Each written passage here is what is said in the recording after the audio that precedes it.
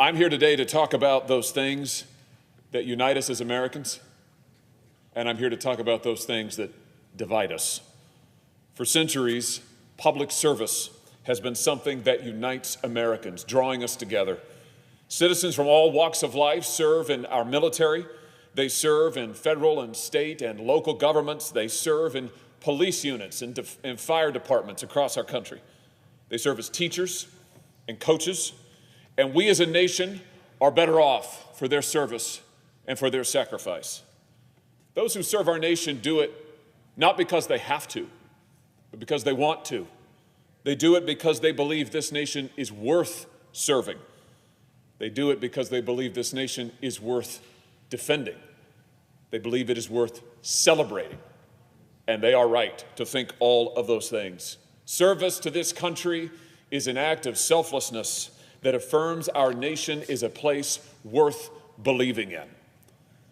But I'm concerned that the present administration and this president, President Joe Biden, do not share this point of view.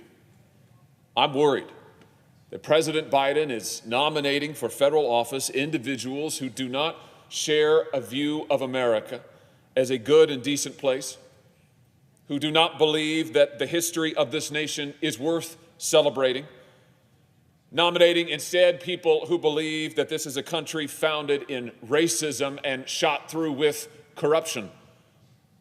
Many of these nominees are partisans of a viewpoint that goes by different names, but shares several features in common. A view that America is a systemically racist place and systemically unjust. A view of America as corrupt. A view of American society as one that needs to be deconstructed, that needs to be pulled apart, torn down, and then rebuilt in a fundamentally different way. Now, this broad ideology has become known in public as critical race theory, or sometimes just critical theory. And let me tell you, as someone who has taught in our nation's universities, someone who has seen our institutions of higher learning up close, I would say to those in the media and elsewhere who now deny that there is any such thing as critical theory, that critical theory is in fact very real. It is very influential, and it appears to have become the animating ideology of this administration, and that is cause for great concern. Critical theory is an ideology that says the United States is rotten to its core. The leaders of this movement think our society is defined by white supremacy. They think our leaders are complicit at best. They think that all Americans are either oppressors or oppressed. In our world-class military, these critics see a vehicle for discrimination. In our American flag, they see propaganda. In our family businesses, they see white supremacy. In our police officers, they see agents of racial oppression. These critics allow no room for merit, for experience, or for grace in our life together. They pit whiteness and blackness against each other in a manner that reduces every American, no matter their character or their creed, to their racial identity alone. One of these critics, Dr. Ibram Kendi, wrote this: "The only remedy to past discrimination is present discrimination. The only remedy to present discrimination is future discrimination." That's right, that's what he said. Think about that for a moment. He's saying that he's opposed to equality under the law. He's opposing our merit-based system for federal employment. Dr. Kendi and his followers are in no uncertain terms advocating for state-sanctioned racism in the United States of America.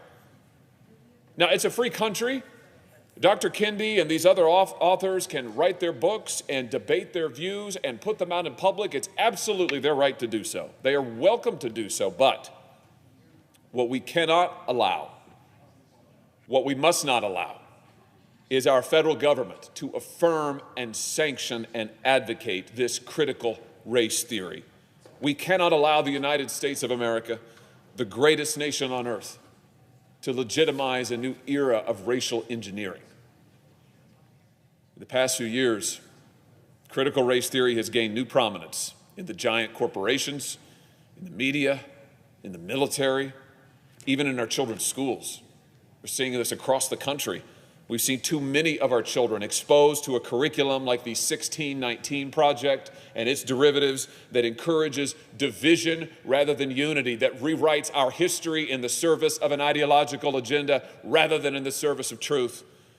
Young children set off to school with eyes full of hope and hearts full of pride in their country, only to be taught that white privilege defines the nation, that subjects like mathematics are inherently racist, that the Christian faith is oppressive. They're taught that the nuclear family perpetuates racism. Now imagine for a moment if you were taught the same. Imagine if you were taught that your dreams were unjust or unfair, that your family were oppressors, that you were at fault for the problems of our society today. These are just children. We should be nurturing their dreams. We should be nurturing their hopes. We should be giving them a great hope for the future of this great nation known as the United States of America, a hope for the future of the greatest nation in the history of the world, rather than teaching them to mistrust their classmates and to distrust their own history.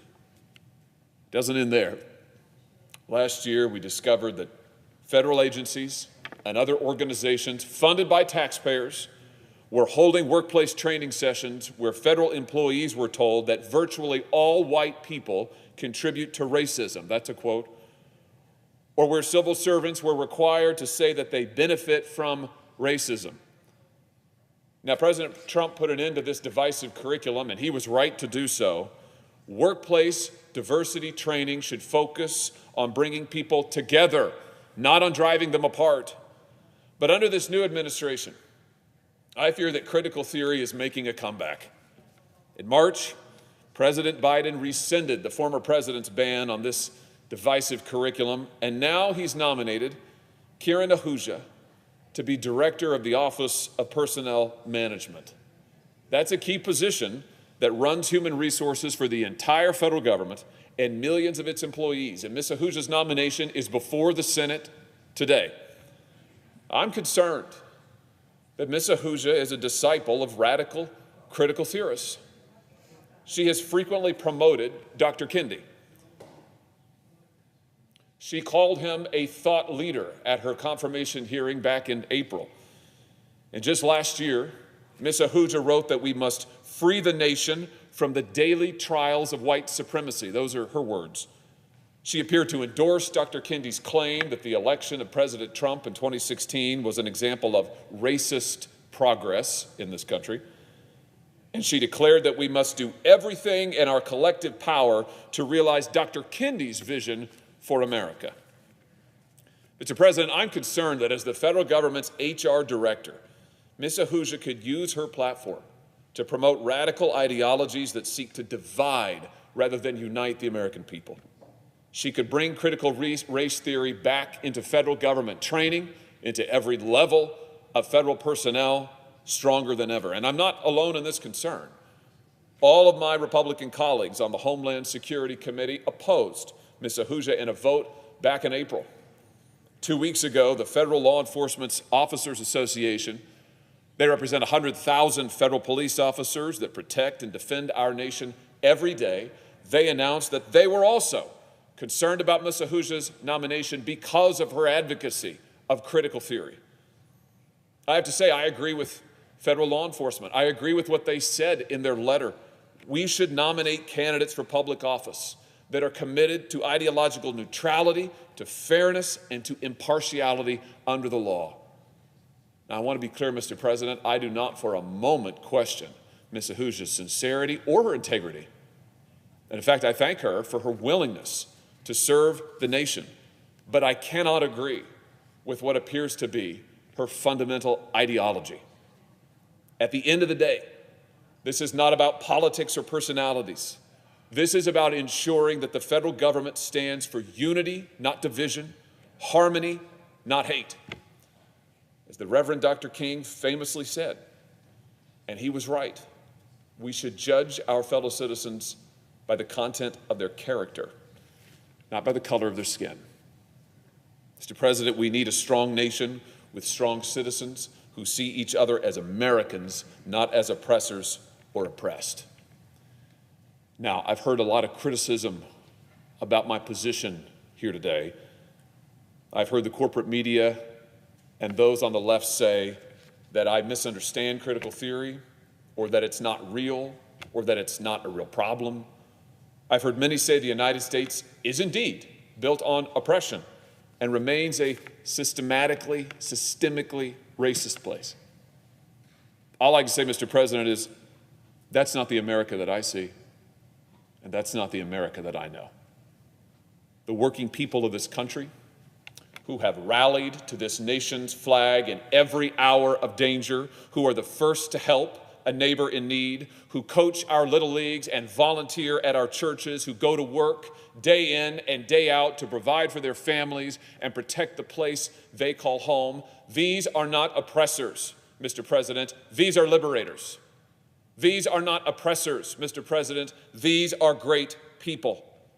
They live with a spirit of liberty that has made this country the greatest country in the history of the world, and they want to see that liberty extended to every member of the American family. That's who the American people are. That's what makes them great. That's what they believe. And because they are a great people, Mr. President, our future is a cause for hope and not despair. The advocates of critical theory tell us we have to dismantle our culture, our history, our families, our Jewish and Christian heritage and beliefs because they're all oppressive. They say the future of this nation will be defined by racial division and racial strife. Mr. President, I reject that prophecy of our future, and I take my stand on the goodness of the American people and the God who guides us. I take my stand on hope. Mr. President, it is not oppression that defines the American story. It is hope. From the Minutemen at Lexington and Concord, to the pioneers who found a new life in the West, to the heroes of the Underground Railroad, to the Union soldiers at Little Round Top, to the workers who fought the old monopolies for fair pay, to the women who won suffrage, to the young men who twice liberated Europe, to the civil rights demonstrators who faced down the likes of Bull Connor, to the firemen and police officers who rebuilt New York and gave this country confidence again in the years after 9/11. It is love for one another and love for our country that we call home that has defined our story and given us hope. And that love and that hope will define our future once again. I am confident of it. In this nation, we're not united by ethnic creed or race or religion, and proudly so. We are united by our shared history. We're united by what we love together. We're united by the radical belief that those who liberate others, those who practice grace and mercy, those who call forth the best in those around them, they're the ones who change the world. And that principle, that truth, that hope is what drives our history. And we are not done building that history yet. The greatest nation in the history of the world is not done yet.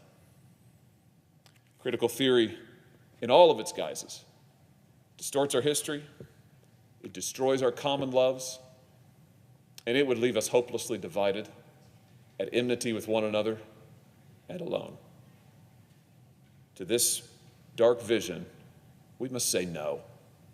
To radical hope, we must say yes.